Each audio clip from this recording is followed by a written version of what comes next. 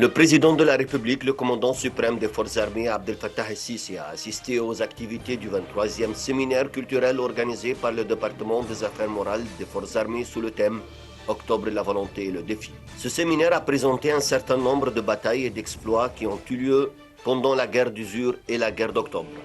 Ce séminaire coïncidait avec les célébrations organisées par l'Égypte et les forces armées à l'occasion du 43e anniversaire de la victoire d'octobre.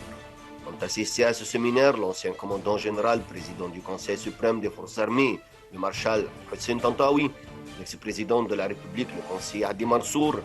le président du Parlement, Dr Ali Abdelal, le Premier ministre Sherif Ismail, le commandant général des forces armées, ministre de la Défense et de la Production militaire, le colonel général Sidq Sobhi, le grand imam Dr Ahmed El-Taïb,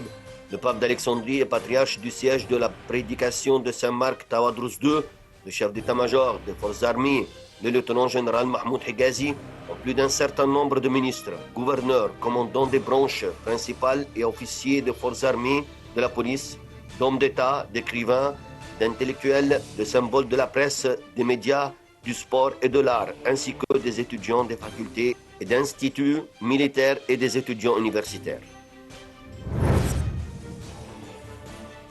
Les forces armées soutenues par des éléments des forces spéciales et de la police ont entamé une campagne élargie visant à poursuivre et cibler les éléments terroristes et les hors-la-loi dans de nombreuses zones dans les villes et les villages du nord et du sud de Sinaï, ainsi que dans les zones désertiques qui les entourent.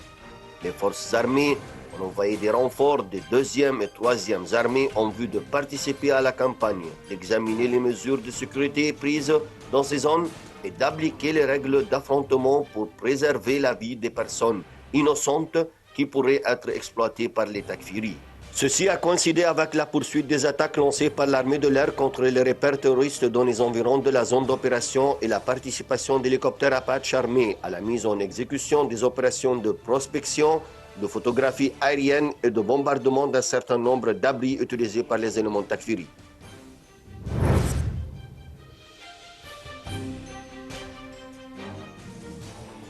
Les forces armées ont organisé un festival sportif pour honorer les anciens combattants blessés lors des opérations militaires. Ce festival est organisé dans le cadre des festivités de la commémoration de la 43e victoire d'octobre. Le festival organisé par l'Association des anciens combattants et des victimes de la guerre sur les terrains militaires a comporté de nombreuses compétitions sportives ayant réuni les équipes sportives de l'association dans les diverses